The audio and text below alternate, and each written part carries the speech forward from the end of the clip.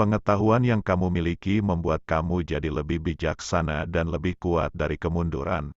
Ini berarti bahwa kamu, selamanya, aman dalam kemampuan untuk bertahan hidup. Hidup itu sulit, rumit, dan di luar kendali penuh siapapun, dan kerendahan hati untuk mengetahui yang akan memungkinkan kamu untuk bertahan hidup dari perubahan-perubahannya.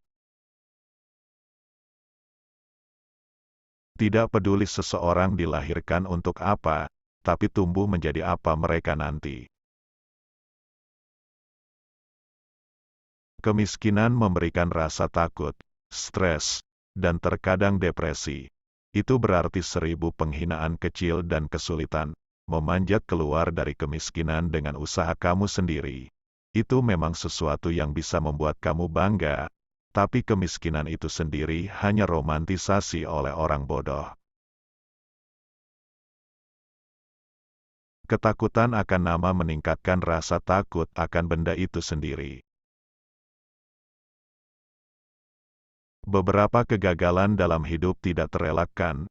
Tidak mungkin hidup tanpa mengalami kegagalan dalam sesuatu, kecuali jika kamu hidup dengan sangat berhati-hati sehingga kamu mungkin juga tidak hidup sama sekali. Dalam hal ini, kamu gagal secara telak. Kamu mulai berpikir segala sesuatu mungkin terjadi jika kamu punya cukup keberanian. Butuh keberanian besar untuk melawan musuh-musuh kita, tetapi sama kuatnya dengan melawan teman-teman kita. Seperti sebuah cerita, begitulah hidup. Tidak berapa lama, tapi seberapa bagus ceritanya, itulah yang terpenting. Saya yakin bahwa satu-satunya hal yang ingin saya lakukan, menulis novel. Bila saya tidak menulis, saya merasa hidup tidak normal. Saya menulis untuk diri sendiri, saya rasa tidak seorang pun akan menikmati buku ini lebih dari yang kurasakan saat membacanya. Mulailah dengan menuliskan hal-hal yang kamu ketahui. Tulislah tentang pengalaman dan perasaanmu sendiri. Saya tidak tahu dari mana ide itu berasal, dan saya harap saya tidak pernah tahu. Itu akan merusak kegembiraan saya jika ternyata saya hanya memiliki kerutan kecil yang lucu di permukaan otak saya, yang membuat saya berpikir tentang platform kereta yang tidak terlihat.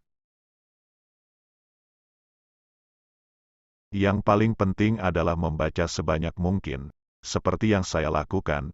Membaca akan memberi kamu pemahaman tentang apa yang membuat tulisan baik dan itu akan memperbesar kosakata kamu. Kamu harus siap untuk terkadang sesekali memencet nada yang salah, atau beberapa kali. Itu hanyalah bagian dari proses belajar. Banyak membaca sangatlah menolong. Baca semua yang dapat kamu baca. Saya ingin dikenang sebagai seseorang yang melakukan yang terbaik dengan bakat yang dimiliki. Ketenaran itu menarik karena saya tidak pernah ingin menjadi terkenal, dan saya tidak pernah bermimpi akan menjadi terkenal. Jika itu buku bagus, siapapun akan membacanya. Saya benar-benar tidak malu terus membaca hal-hal yang saya cintai di masa kecil saya. Yang terbaik dari kita terkadang harus memakan kata-kata kita. Saat kamu cukup dewasa untuk mengambil kemudi, tanggung jawab ada di tangan kamu. Kita tidak membutuhkan sihir untuk mengubah dunia. Kita sudah membawa semua kekuatan yang kita butuhkan di dalam diri kita sendiri. Kita memiliki kekuatan untuk membayangkan lebih baik. Tidak ada gunanya memikirkan mimpi dan lupa hidup. Pilihan-pilihan kita menunjukkan siapa sesungguhnya diri kita, jauh melebihi kemampuan kita. Kamu tidak akan pernah benar-benar mengenal diri sendiri, atau kekuatan hubunganmu, sampai keduanya diuji oleh kesulitan.